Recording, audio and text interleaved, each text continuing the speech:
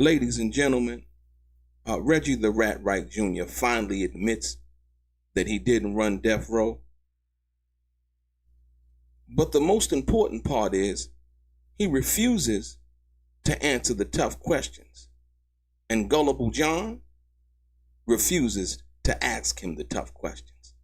Ladies and gentlemen, let's get into the tough questions. Let's get into some of the straight game. Life is like those cards.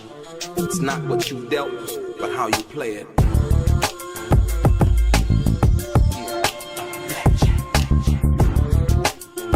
Play each situation correctly. I remember they used to laugh at a brother.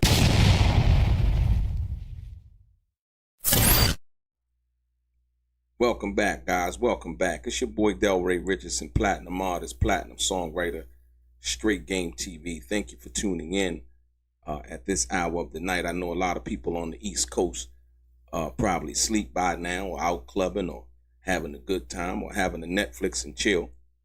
But ladies and gentlemen, I like to take the information in, digest it, do the research, and respond accordingly. So today, finally, while trying to convince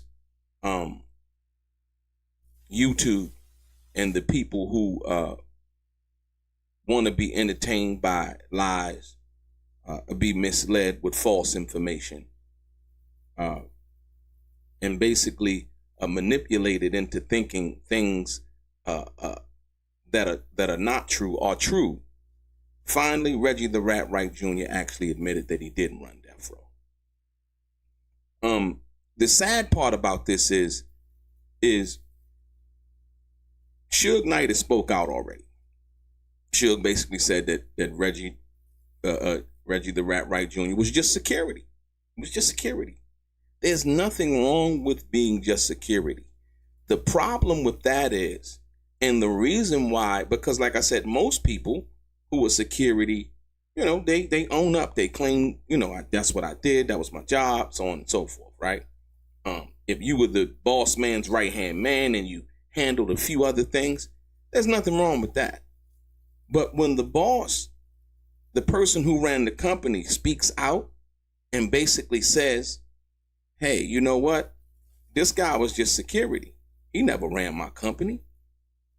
And the person who he's saying that about continues to go on YouTube and the internet and other platforms and try to convince people that he did run a company that he didn't run. Therein lies the problem.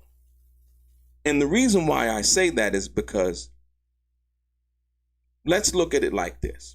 So look, when we talk about, the situation involving Reggie the Rat Wright Jr., it's getting to the point now where we're not that far away from the Keefe D situation in this trial, right? The most serious questions that haven't been really truly answered are this. Why did Reggie the Rat Wright Jr.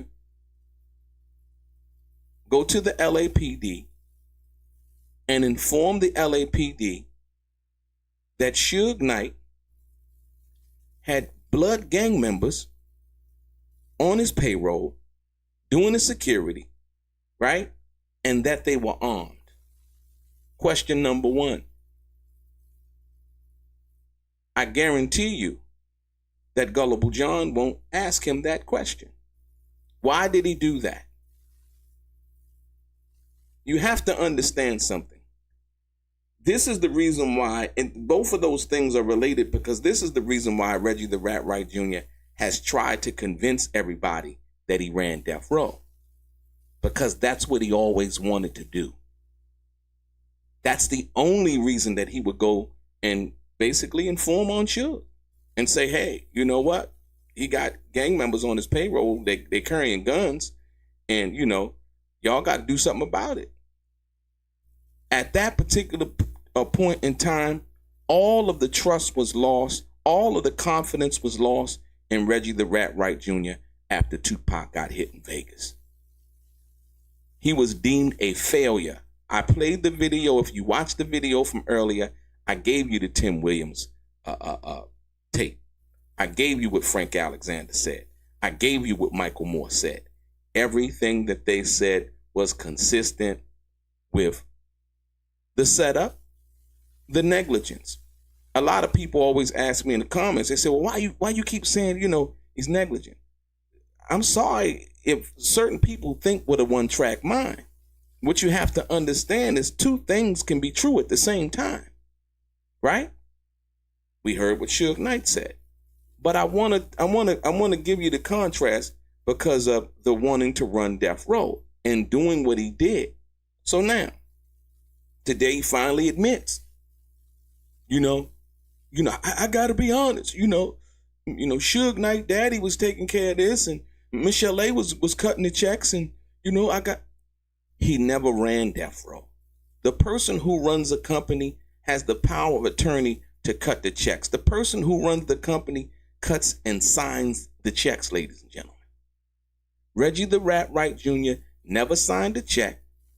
He never signed any type of real negotiating contract. There was always a lawyer overseeing what was being done, and he had no power of attorney. And what I mean by power of attorney, the same thing that Tupac gave Warner Brothers and Interscope when they put up the bail money to bail him out of prison. That's what the power of attorney is. To be able to make decisions on behalf of someone because they gave you something until that money is paid back. That's what I'm talking. That's power of attorney. That's, running something, if you will.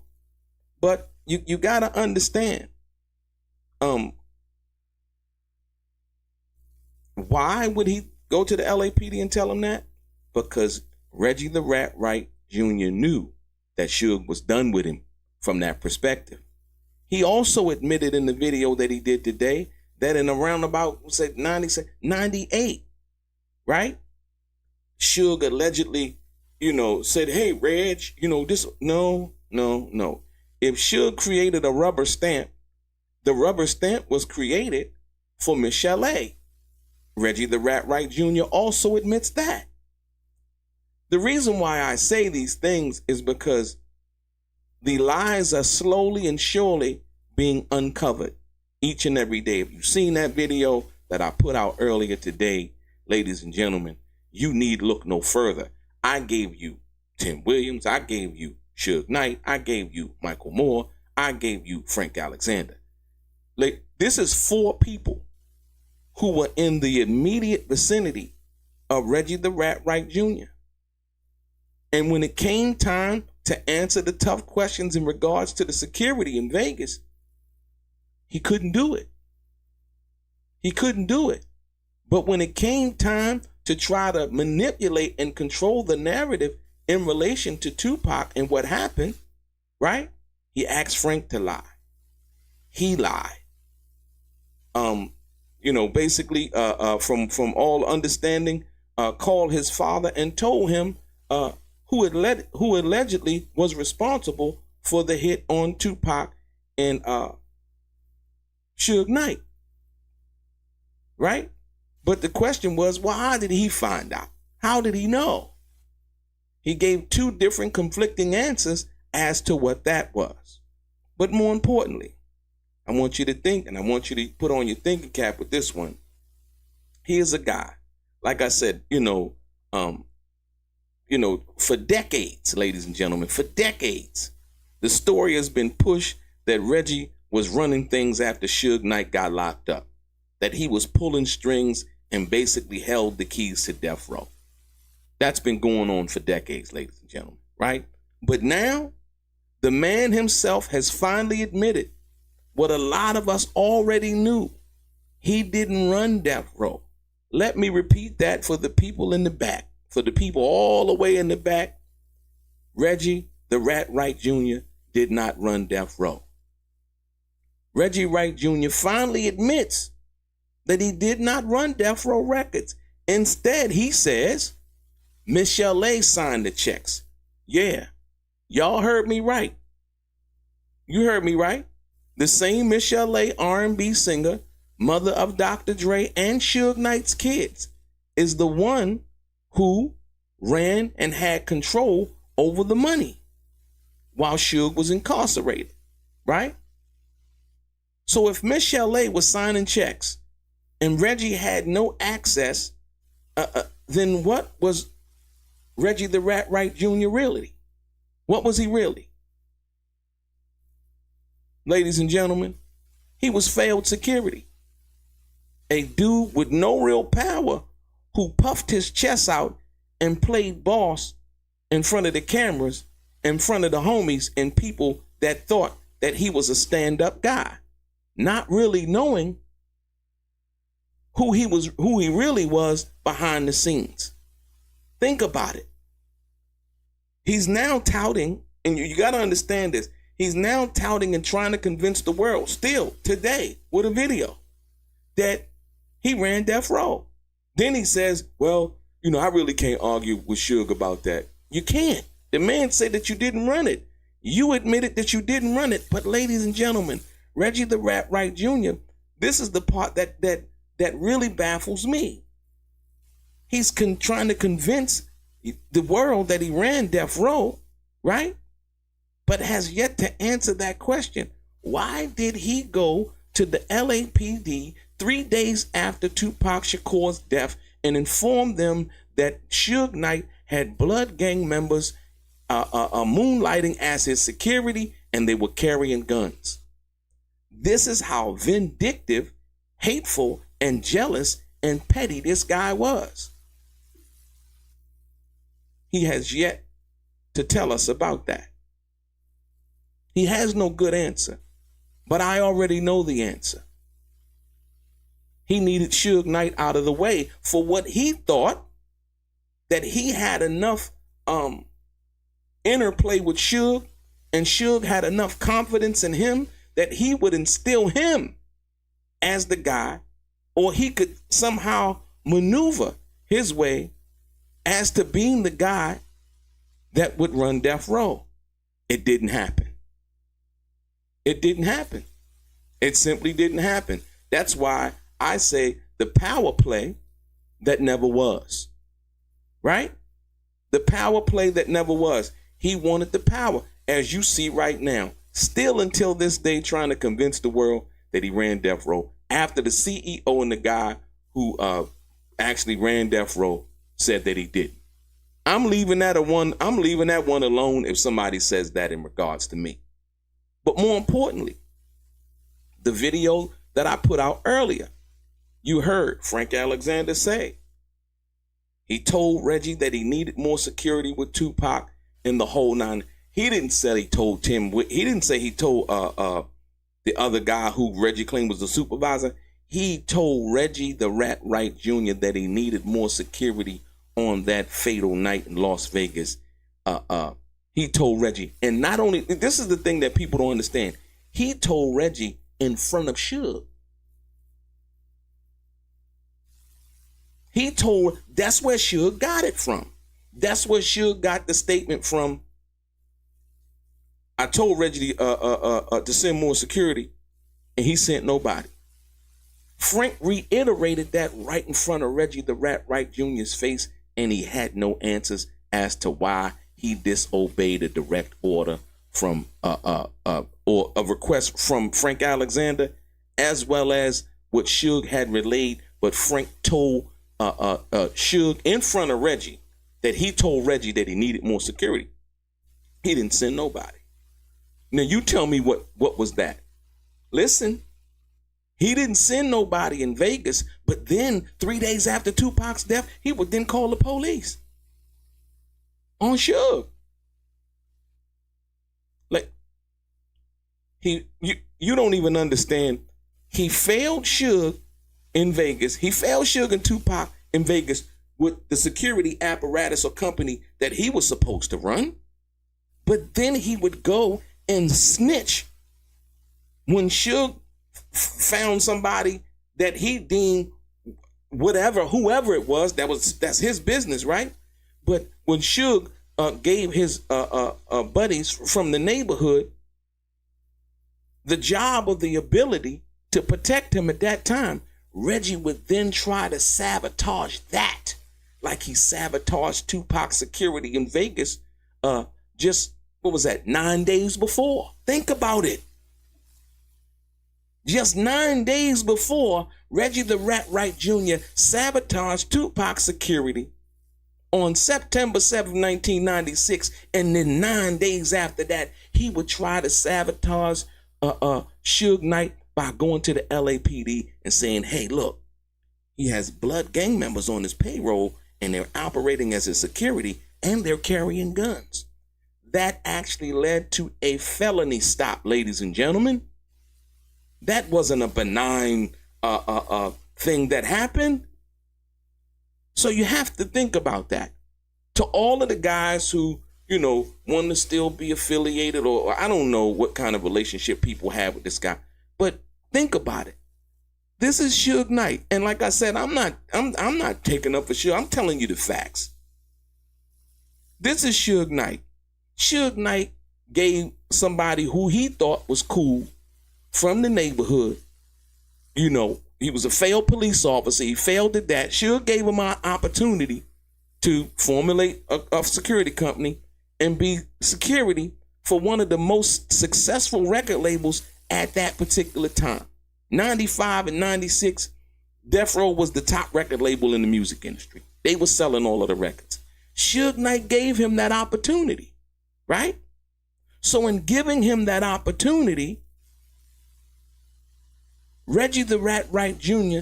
then would take advantage of that opportunity because he was jealous and he wanted more power. He's seeing Suge and Tupac having all these women, all this money, and he had to play the security role. So he would then sabotage the security. Why? In Vegas, most people didn't know Tupac fired Reggie the Rat Wright Jr. Let me reiterate it. Why? Tupac fired Reggie the Rat Wright Jr. because on the night that Tupac was shooting, I think it was Gang Related or one of the movies, and he went back to the studio and he wanted his masters. He wanted the masters. So when he went back to the studio, the security told him no, he couldn't take it out. He couldn't take his music out the studio, right? Because they would search everybody. Tupac went ballistic, ladies and gentlemen. This is the reason why he fired Reggie the Rat Wright Jr., because Reggie the Rat Wright Jr. security apparatus stopped Tupac from getting his music from the studio. Point blank, period. Please do not confuse that with anything else. Also, they used David Kenner's name, and so simultaneously Tupac fired Reggie the Rat Wright Jr. and he fired David Kenner, right?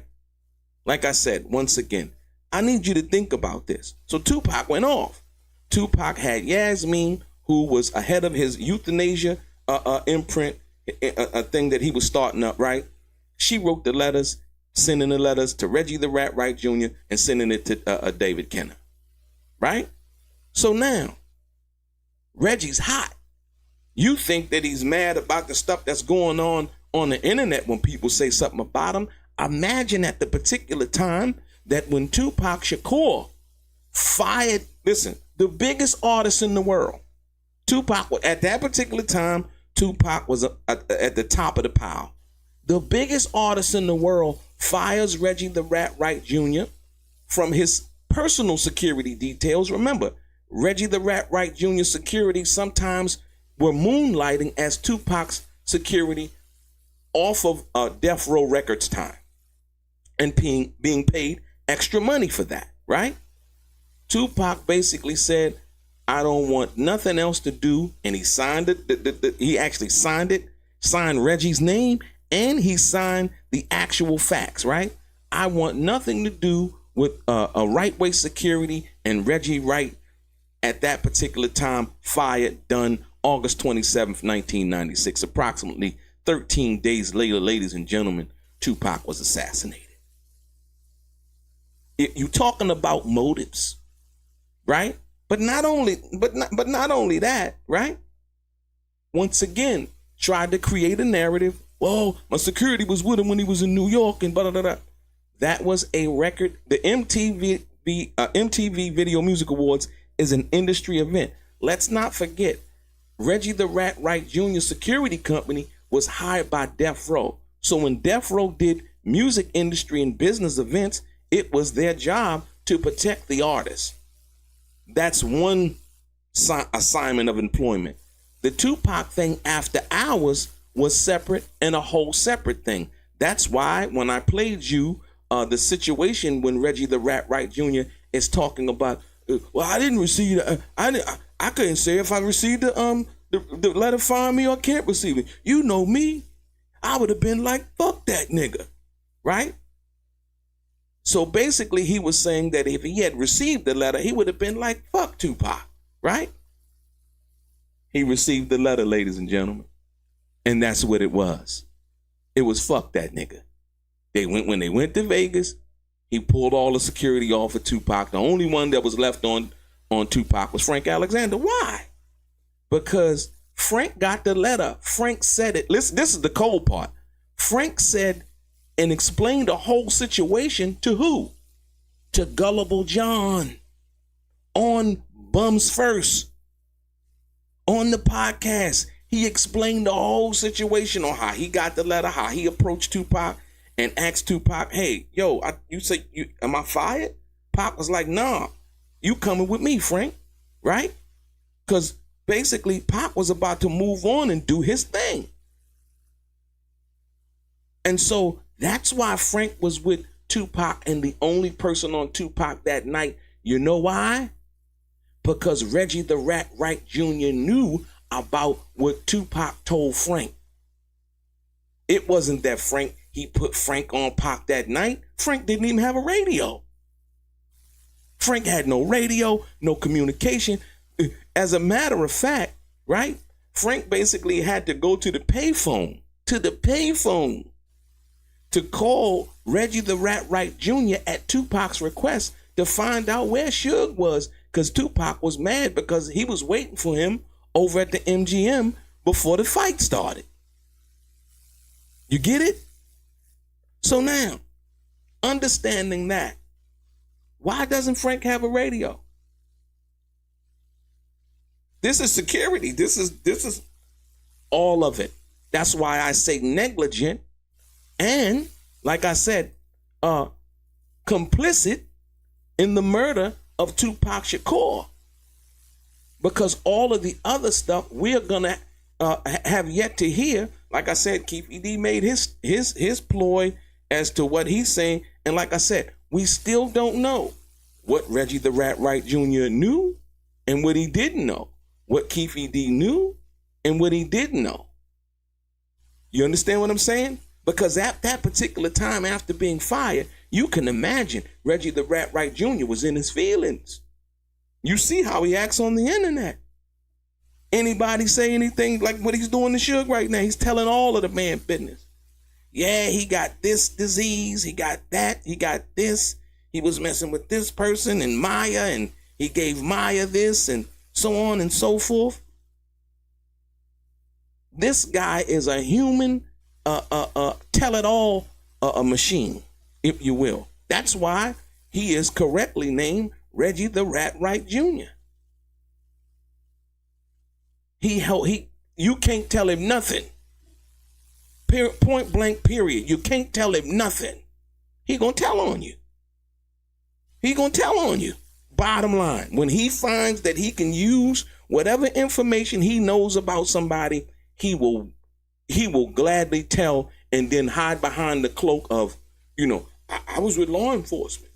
You know I play both sides of the fence. Absolutely. With no shame. With no shame. And so I say that to say, when the situation happened, we all know who was the first person to run to the grand jury. Reggie the Rat Wright Jr. And then he finally admitted what? Something that he had been denying for the past 20 some odd years. Reggie the Rat Wright Jr., when he went to the grand jury, once again, trying to control the narrative and pass the buck, he said what? He finally admitted what? That the Nextel radios had a walkie-talkie feature. Something that he had been denying for 20 some odd years, ladies and gentlemen. He told it to the grand jury.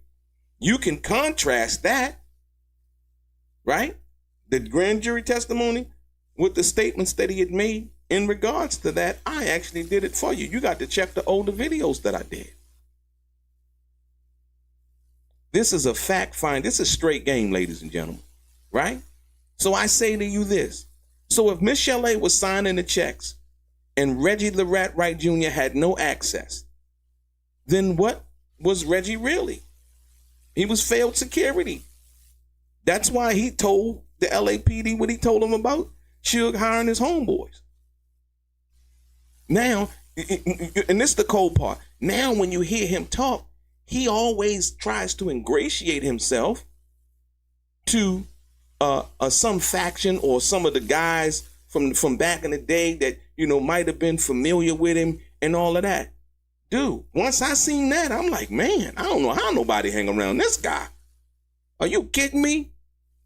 He was supposed to stand 10 toes down and 2 feet deep, and he couldn't do it.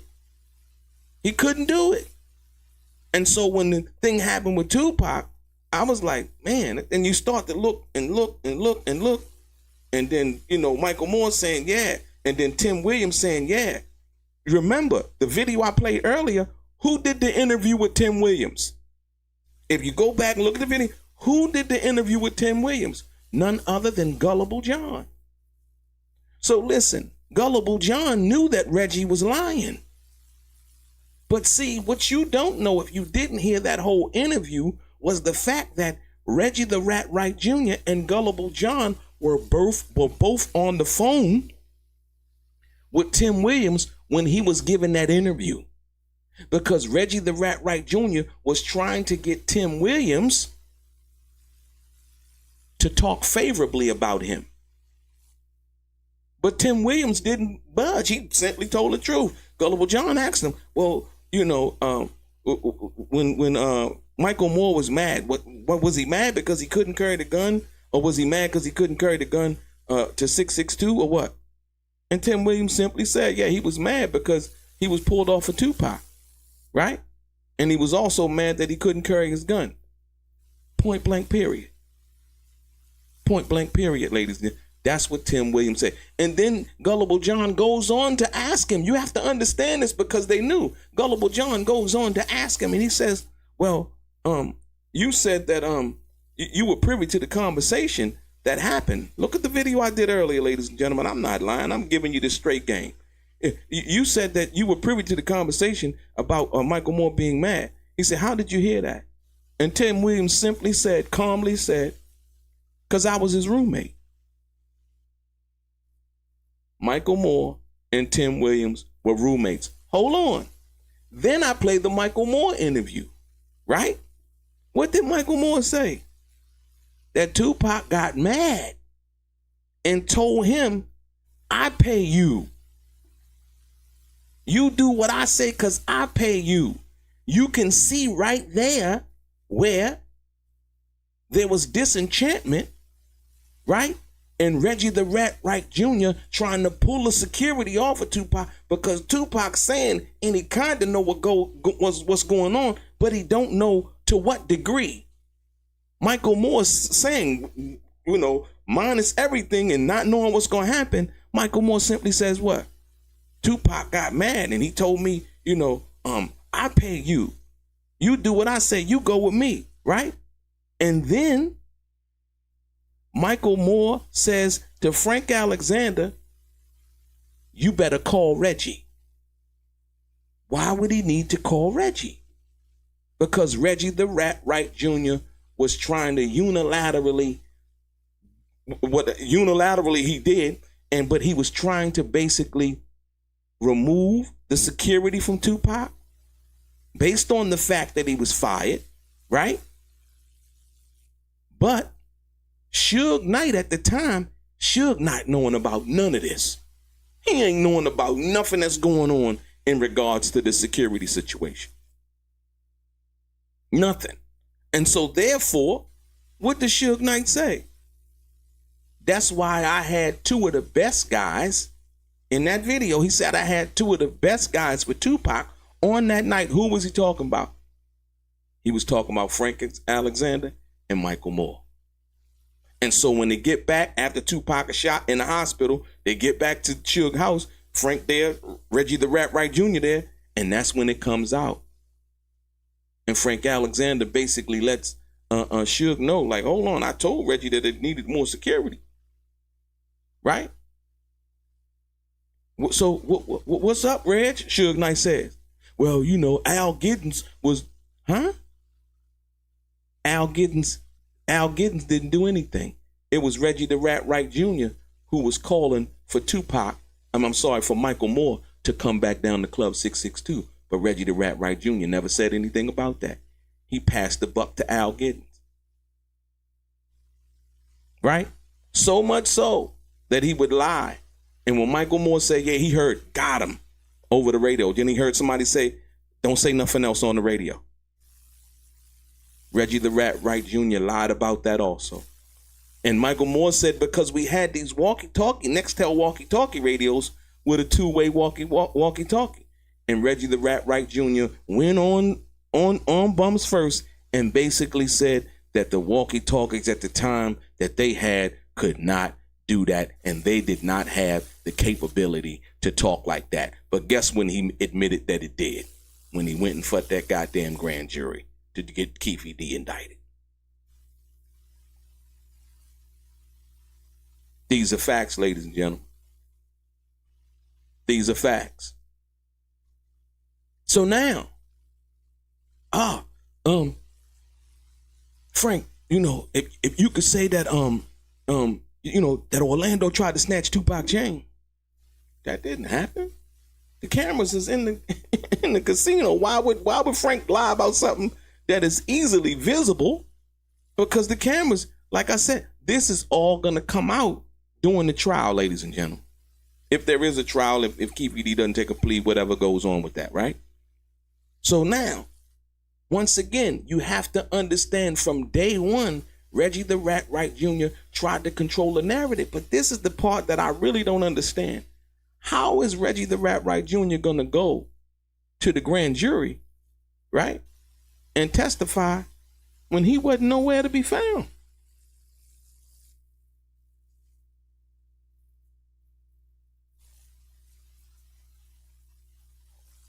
How is that even possible? Like I said, once again, so when we think about this big picture, the questions, Reggie the Rat Wright Jr. still hasn't answered. That's that one question right there.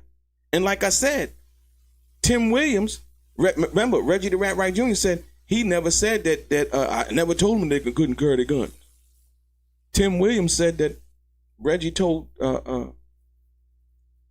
Michael Moore not to carry his gun. You heard it in the video that I did earlier with Tim Williams actually interviewing with none other than Gullible John, Reggie the Rat Wright Jr.'s comrade in lies, over on Bums First.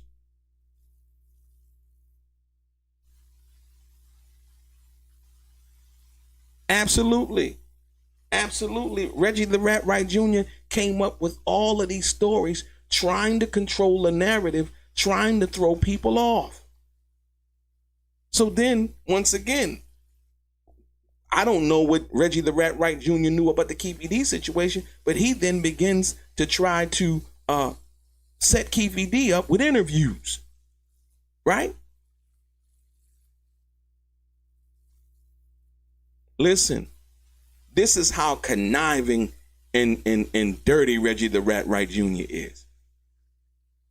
He set Keefe D up with interviews. And after Keefe D does the interviews, Reggie the Rat Wright Jr. is playing like he's his friend and cool with him and all of that. He the first motherfucker to go down there to the grand jury. Good God Almighty, boy. Woo! Good God Almighty.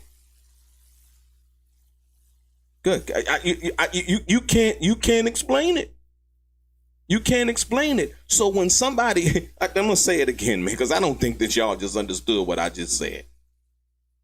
Reggie the Rat Wright Jr. went on YouTube and bragged about setting Keefe D up with the interviews. I set him up with that Vlad interview. I set him up with that Art of Dialogue interview. And you would think from at that one point, he's saying that because, what you would understand is that he's doing him a favor. You know what I mean? I set him up. I help him, promote his book and blah, blah, blah. But as soon as the police went and got Keefe D, who was the first person going down there? Even though they weren't there to witness what happened, who was the first person to go to the grand jury and testify? One of the first people, Reggie the Rat Wright Jr. And now, when Keefe D flips and says, hey, you know what, Reggie was the orchestrator, right? You gotta wonder why Reggie the Rat Wright Jr. was so eager to go and do that. But Keefe D said, nah, Reggie was the mastermind. How is that? The number one question is, what did Reggie the Rat Wright Jr. know? Had he talked to Keefe D prior to that? Had he understood that, man, blase blah, you know how people see people, and you see how Reggie the Rat Wright Jr. does what he does. He likes to ingratiate himself with people, and then he falls out with him, like he did Keefe D. Right? So what did Reggie the Rat Wright Jr. know in regards to Keefe D, the sentiment and all of the things that Keefe D had talked about, the sentiment with the money and, the beef and so on and so forth, the disenchantment with Tupac, and then, that same disenchantment, Reggie had that disenchantment too. So when Suge Knight comes out the other day and he says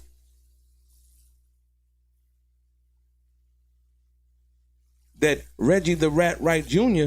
was partially responsible for the death of Tupac Shakur because Tupac fired him, you can see how the math is a universal language, ladies and gentlemen, how they can both add up. Right? You heard what Suge said. Tupac took a shot at him, and he took a shot back, and he shot back. That was Suge Knight's words. So now, once again, I say to you, this guy just came on the internet, finally admitted once again, and I don't know what the fascination is with running death row, ladies and gentlemen. Let's break this down legally and culturally when you understand what it is. Number one, in the world of contracts and business law, listen to me, and I'm going to show you just in the world of contracts and business law, right? The person signing the checks and approving expenditures and things like that, money and all of those things, right? That's the person with real authority. If Michel'le had that power, then Reggie the Rat Wright Jr. was what we call in the corporate America a figurehead at best and a fraud at worst. Once again, I'm going to say it again, ladies. I got to do this again. In the business world of contracts and business and law, the person signing the checks and approving expenditures, delegating money and so on and so forth, right? That's the person with the real authority. If Michel'le had that power, then Reggie the Rat Wright Jr. was what we call in corporate America a figurehead at best and a fraud at worst. Ladies and gentlemen, Reggie the Rat Wright Jr. has been convicted of what? Money laundering. That's fraud, right? Interstate drug trafficking, right? He failed at that too. Let's talk candidly about what's going on, ladies and gentlemen. See, because we're not going, once again, like I said, he sued me. Said that I defamed him and I violated his copyright. None of which were true. He knew it. He said he just didn't want me to call him Reggie the Rat Wright Jr. I said, but you are. And you see with that thing that I just showed you guys with the LAPD situation, if you thought I was just trying to clown and get a laugh, then you got to look and think, but hold on, man. Why would he do that? What real men do that? Not only that, this is somebody who put food on his table. Suge put food on the man's table. Gave him an opportunity when nobody probably else would. You have to understand that, right? Number two, failed security just is that's just not an insult from me, right? It's facts. It's facts. Reggie was supposed to be protecting death row artists and executives. Yet during his watch, Tupac was murdered in Vegas. Suge went down and death row crumbled. That's a resume of failure, ladies and gentlemen. Being convicted of money laundering, being convicted of drug trafficking and all of these other things, that's a resume of failure. But yet he gets on the internet each and every day and slanders people and calls people names. Makes false assertions about people, things that he don't know. Just to try to get clicks and views so that people can watch. Right? Listen. And number three, Reggie the Rat Wright Jr.'s narratives keeps changing. First, he claimed to be running the label. Then, when the pressure comes down and people start questioning his role in the chaos, right? Listen, when the pressure comes down, people start questioning his role, you know what I mean? In the chaos, suddenly it's, oh, I wasn't running nothing. Michel'le had the power. She was signing the checks. That's called the contradiction, ladies and gentlemen. And contradictions are the foundations of lies. Did you hear what I just said? I said contradictions are the foundations of lies. You have to understand that. So look, there's a pattern that goes on here. There's a pattern that's been going on since the actual beginning of this. The lies, the setup, and the cover-up. I'm going to say it again. The lies, the setup, and the cover-up. Ladies and gentlemen, don't let the smoke and mirrors fool you, right? A man who had no power at death row, no financial authority, and failed in his basic job as security has been masquerading for years as some type of kingpin. The truth is, Reggie the Rat Wright Jr. was nothing more than a pawn in a much bigger game, ladies and gentlemen. In a much bigger game. You have to understand that. Right? And so, as we sit here and we digest this information and you listen, because tomorrow it's going to be something else. Right? You're going to resort to calling somebody else names. You see? So when you understand that, it's a whole different world. Look. And now, like I said once again, and now, like I said, I want you to understand this, and because I need to go over this again. Right, ladies and gentlemen? Don't let the smoke and mirrors fool you. Please don't. I'm telling you. A man who had no power at death row, no financial authority, right? And failed at his most basic job as security. And sabotaged the security. Right? And orchestrated this situation according to Keefe D. Right? Has been masquerading for years as some type of kingpin or boss. The truth is, Reggie the Rat Wright Jr. was nothing more than a pawn in a much bigger game. Right? In a way much bigger game. And now, with his own words, he proves it. He proves it. It's just as simple as that. Right? I'm going to tell you this. Tupac's, like I said, Tupac's spirit, gonna live on forever. And the music, the movies, he'll be talked about for generations to come. So, like I said, Reggie the Rat Wright Jr. didn't do himself any good by saying the things that he said in regards to that. I remember listening to one thing he said in regards to Tupac and the death of Tupac Shakur, and he said, to be perfectly honest with you, my loyalty was to Suge Knight. His loyalty wasn't to Tupac. He said that. Being totally dismissive. See, this is at the time when Suge wasn't speaking out. You know, Suge hadn't done the podcast. Suge hadn't started doing interviews and things like that. But now, listen, my loyalty was to Suge. I was Suge's right-hand man at one time. Listen to me, ladies and gentlemen. I need you to listen to this. He went online saying these things. Suge was my right-hand man. I was his right-hand man at one time.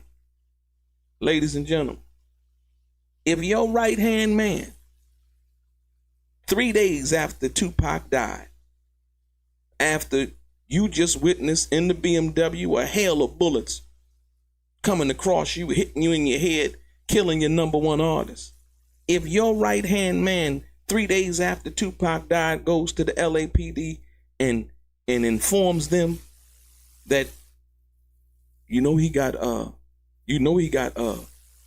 gang members on the security payroll now, and they carrying guns.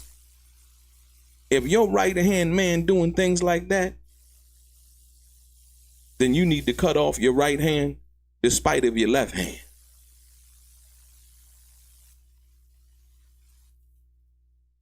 Ladies and gentlemen, like I told you before, hit the thumbs up button.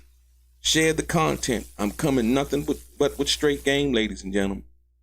I'm coming nothing but straight game. If, like I said, if you need a refresher course in what I'm trying to tell you, all you have to do is look at the video I put out earlier, right? Understand what it says. And I told you once before, the most conniving and manipulative part about this whole thing that Gullible John and Reggie the Rat Wright Jr. have been doing is that Gullible John interviewed Tim Williams. He was the one that did the interview. Gullible John interviewed Frank Alexander when he talked about receiving the letter for being fired, gave him the date, the month, and everything. But Reggie lied about it and said it was April 16th during the Keyshawn Johnson draft party. That was a lie too. Gullible John, you're sitting over there. You ought to be ashamed of yourself. You ought to be ashamed of yourself. But guess what? Gullible John ain't got nothing else. He was all in my comments when Reggie the Rat Wright Jr. was in jail. He was all in the comments. He was lonely. You know what I mean? He had nothing going on. Ain't nobody, come do no interviews with him. You know what I mean? But now, since Reggie the Rat Wright Jr. has came back to the plantation, right? Gullible John has been full speed ahead. But this is how you know that you can't trust either of them, and they can't even trust each other. Gullible John filed for bankruptcy and didn't even tell his number one slave. He didn't even tell Reggie the Rat Wright Jr. Reggie the Rat Wright Jr. found out about that on the internet. Right? So over there is no honor amongst thieves. Think about it. Think about it. So if they can't have honor amongst each other and be honest and candid with each other, hey man, I'm having a little financial difficulty. Hey man, I'm about to run the credit cards up and go on and file for bankruptcy, man. These lawsuits and things and people coming after me, man, you know what I mean? I kind of want to, whatever they decided to do. Or whatever Gullible John decided to do. But would then go on the internet and talk about other people's financial problems. So much so that they would make fun of people who worked at Walmart. And this is their own subscribers. And it went a little something like this. Y'all dummies, y'all over there believing all them other people and what they saying and stuff. Y'all, y'all dumb, y'all work at Walmart. Huh? Man, last time I checked, I think Walmart got benefits, health and dental, right? Ain't nothing wrong with working at Walmart. See, once again, when people are embarrassed and are ashamed, or better yet, are exposed, they then try to flip the narrative and start talking about, oh, what kind of shoes you got on? No, we're not going to let you do that. We're not going to let you divert our attention to people who work for a living, pay taxes for a living, are trying to take care of their family for a living, versus the person that you sit and tell lies with every day, filing for bankruptcy and not even telling you. The irony of that shit. The irony of that. So like I said, once again, I bring you nothing but straight game. And even, and I'll refresh this, even when Reggie the Rat Wright Jr. sued me, it was totally frivolous. Totally frivolous. I hadn't defamed him, right? I hadn't said anything that wasn't true. I hadn't said anything that was malicious. It was him that was doing that to me. And he was scared that I might sue him first. So he tried to sue me and come up with something, and so that he could get I wouldn't say the settlement, because I didn't give him nothing, right? But there's a method to the madness. I get it. It still doesn't mean anything. All it means is it shows a little bit more about a person's character. But like I said to you before, Reggie the Rat Wright Jr. sabotaged Tupac security on September 7th, 1996, because Tupac fired him approximately 13 days earlier for being his personal security detail, not the security detail involved with Death Row. Then he would subsequently get into a fight, right? Keefe D is now saying that Reggie the Rat Wright Jr. was the mastermind. That is in court documents and testified to in court. And like I said, Suge Knight just recently came out and reiterated that Reggie the Rat Wright Jr. was involved with the death of Tupac Shakur because Tupac fired him. Let's not overlook that. People can say, yeah, well, Suge lying. Look, I don't know if Suge lying or not. I know Suge was the CEO of Death Row. I know that when Frank Alexander told him all of the things that he had told him at that time, it was some things that Suge was privy to and that he wasn't privy to. And you got to understand this for the people. Remember they were running the rumor, Suge set Tupac up. This is what, and let me just tell you how I look at that. This is how I know that that wouldn't be true. And I'm going to give it to you. So now, if Frank Alexander is back at Suge's house telling him in front of Reggie, yo, what happened? Asking them like, yo, what happened? You know, what was the breakdown of security, right? If he's asking, if Suge is asking him that, and then Frank is, you know, nervous and whatever and telling him, you know, hey, I told Reggie he needed more security, blah, blah, blah.